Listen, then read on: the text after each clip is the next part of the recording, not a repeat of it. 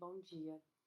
Eu já falei pra vocês que eu adoro a vida cotidiana. Eu acho que a vida cotidiana nos traz muitos exemplos pra gente pensar e pra ficar um pouquinho embasbacados com o que acontece, né? Eu acho que é um momento de refletir, é parar para escutar o que está acontecendo ao nosso redor. Eu moro num apartamento, num condomínio desses que tem bastante crianças. E ultimamente eu tenho prestado bastante atenção nos conteúdos que as crianças, e aí de mais ou menos entre 8 até 12 anos, eles conversam embaixo do bloco.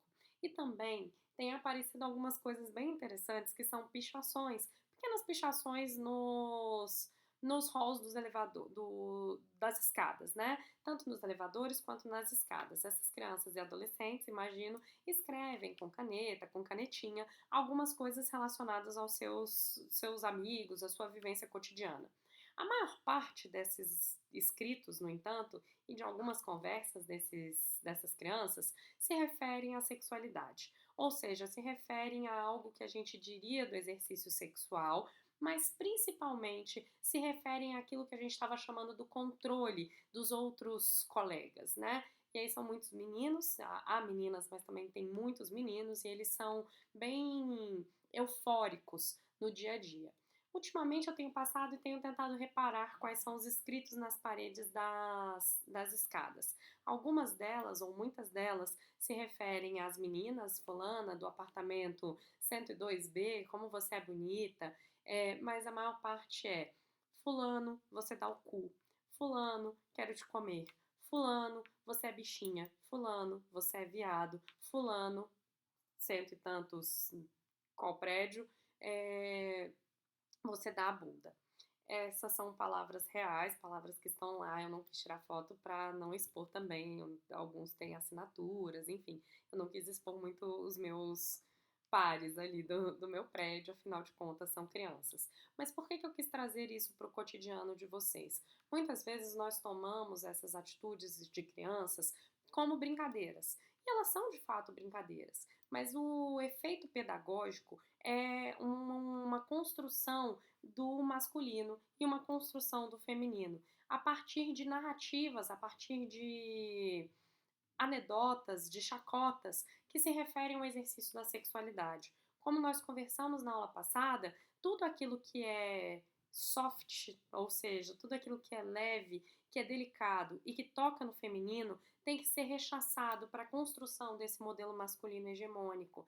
E isso se dá nas relações entre crianças e adolescentes. E no momento que adultos que também compartilham desses valores acham que isso é só uma mera brincadeira ou que tem que ser assim mesmo, a gente acaba propagando, deixando que isso se propague, tanto pelas nossas ações como adultos, quanto pelas ações dos pares ali dessas crianças, ou seja, na própria infância, em que as brincadeiras elas têm uma porção, uma dimensão lúdica, mas tem uma porção, uma dimensão educacional que é muito relevante. Para além dessas questões do masculino não poder tocar uma ideia de homossexualidade, existe também a fala cotidiana, né, no meu prédio de o que é brincadeira de menino e o que é brincadeira de menina. Há um tempo atrás existia uma brincadeira que era, eles estavam conversando sobre uma brincadeira de cavaleiros, de Idade Média. E aí uma menina falava, ah, mas eu quero brincar também, eu quero brincar também, eu quero brincar também. E os meninos todos decidindo quem ia ser o cavaleiro X, o cavaleiro Y, que eles iam fazer um desafio, que iam brigar, que iam subir nos seus cavalos. E a menina, que parecia ser irmão de alguns, eu não sei como é que era, qual era o relacionamento que ela tinha ali naquele meio, eu só estava ouvindo de longe. Ela falava o tempo todo que ela queria brincar e ela insistia que queria brincar. E aí um dos meninos, e aí eu suponho que ele fosse o irmão dela, virou para ela rispidamente e falou: "Tudo bem, você pode brincar, mas você vai ser a princesa, e princesas têm que ficar caladas." Ele colocou-a num lugar da brincadeira que era da impossibilidade de fala, enquanto os outros pares ali, os outros meninos, poderiam conversar. O papel do feminino ali seria simplesmente uma existência fora, ao mesmo tempo que estaria dentro daquela sociedade, ou seja, uma sociedade que exclui mulheres de uma forma tácita, de uma forma mais invisibilizada. Não era uma exclusão do você não pode brincar com a gente, mas era uma exclusão do você não pode falar nada. E essas são coisas coisas interessantes para a gente pensar nesse novo campo de estudos que a gente está conversando, que é sobre as masculinidades, para a gente pensar essa organização social do masculino e uma organização social do feminino, como é que a gente inscreve nos corpos esses atributos, como é que a gente faz com que os atributos colhem nos determinados corpos, né? Colhem nos corpos de fêmeas e nos corpos de machos, como é que a gente ensina os comportamentos, os valores, os sentimentos e como a gente reproduz esses valores localmente e globalmente, se a gente está pensando no mundo capitalista globalizado como ele é atualmente. Então, falar de masculinidades significa compreender o modo como os homens entendem e expressam essas identidades de gênero. Então, como é que essas crianças estão entendendo e expressando a identidade masculina e feminina? Eles estão entendendo e expressando que não podem tocar o masculino numa ideia de homossexualidade, porque se mas ao mesmo tempo podem fazer chacota com isso. A demonstração do homem, a demonstração do macho, a demonstração da virilidade é aquele que vai ter o domínio sexual, inclusive sobre outros homens e também sobre outras mulheres. E é isso depois para rechaçar as identidades homossexuais. As masculinidades, então, elas são produtos das interações sociais dos homens, ou seja, entre esses homens, com outros homens e com as mulheres. Não é só produzido entre homens e nem só produzido entre mulheres. As masculinidades e as feminilidades, elas são construídas em relação. Gênero, quando a gente está falando de gênero, nós estamos falando de algo que é relacional. Nós não podemos separar esses domínios como se um não tivesse nada a dizer sobre o outro. É sempre, então, uma expressão, né, dos desafios e das desigualdades. A gente precisa pensar, sempre quando a gente está falando dos desafios e das desigualdades, das expressões dessas questões que se colocam no masculino e do feminino, nós estamos falando das relações entre o masculino e o feminino, das relações que as culturas colocam para dizer o que é um atributo, o que é uma categoria do masculino e o que é uma categoria do feminino, e como é que esses sujeitos precisam se sentir e precisam se comportar com a possibilidade de serem considerados ou de serem punidos caso não se comportem de acordo com um modelo pré-estabelecido pela cultura, ou seja, podem ser assassinados, e como a gente já conversou aqui, a maior parte dos homens que morrem, ou os homens que sofrem violência, sofrem de outros homens e não de outras mulheres, e também as violências homofóbicas acontecem nesse contexto de expressão do desafio e de expressão da desigualdade, e ao mesmo tempo da expressão de uma saída ou de uma retirada do masculino desse campo, da possibilidade da homossocialidade e da homossexualidade. A homossocialidade, ou seja, essa socialidade que acontece entre homens, ela tem regras, assim como a socialidade que acontece entre mulheres.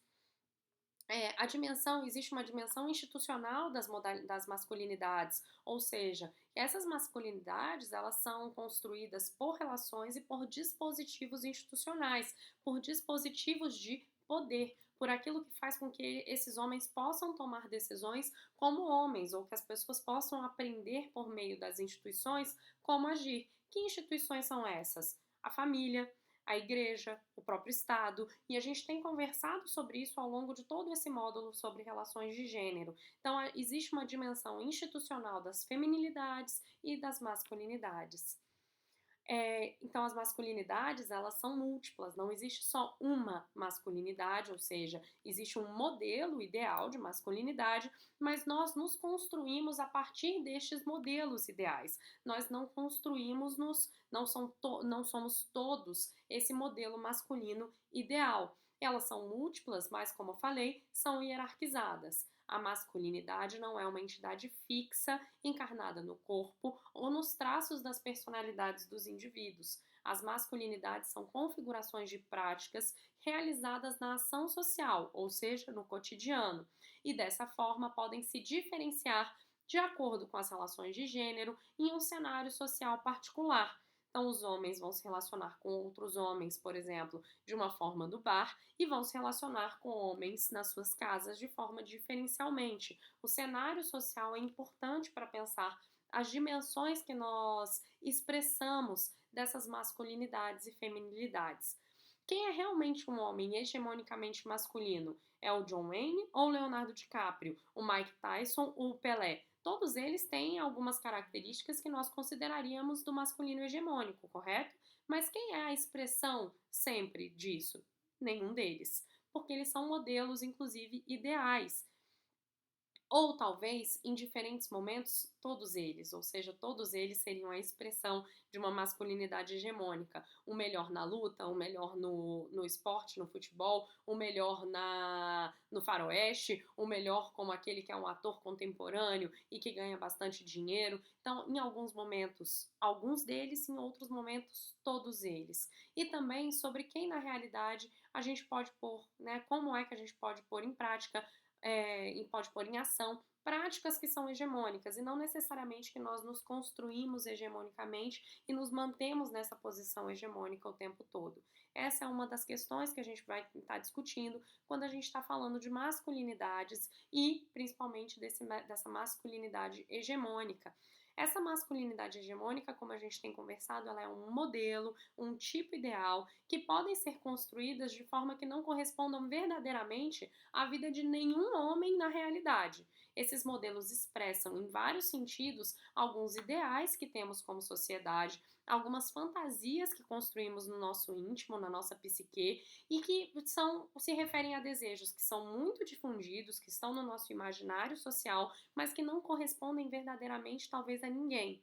Eles oferecem modelos para as relações com outros homens e modelos para as relações com outras mulheres e algumas soluções aos problemas das relações de gênero, ou seja, quem deve ser o provedor, quem deve ser o cuidador, né? Os modelos eles respondem a algumas dessas questões, mas elas se articulam livremente com a constituição prática de masculinidades no cotidiano, ou seja, cada um no seu contexto vai se referir ou vai agir socialmente falando de uma forma diferente e vai sentir e vai expressar esses sentimentos diferencialmente. Então, quando estamos falando de masculinidades, também estamos falando de uma compreensão de como elas se constroem em cada contexto e na sociedade como um desejo, como o que a Rita Laura Segato chama de como um mandato.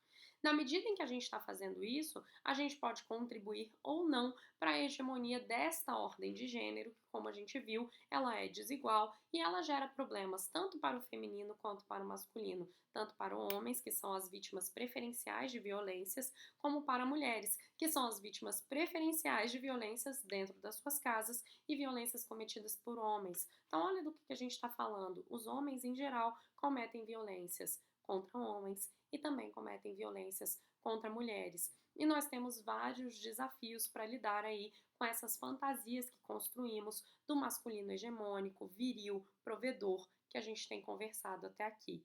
Nós temos então falado sobre as possibilidades de transformação. Vejo vocês com uma discussão sobre feminismos e masculinidades na próxima aula. Obrigada, bom dia.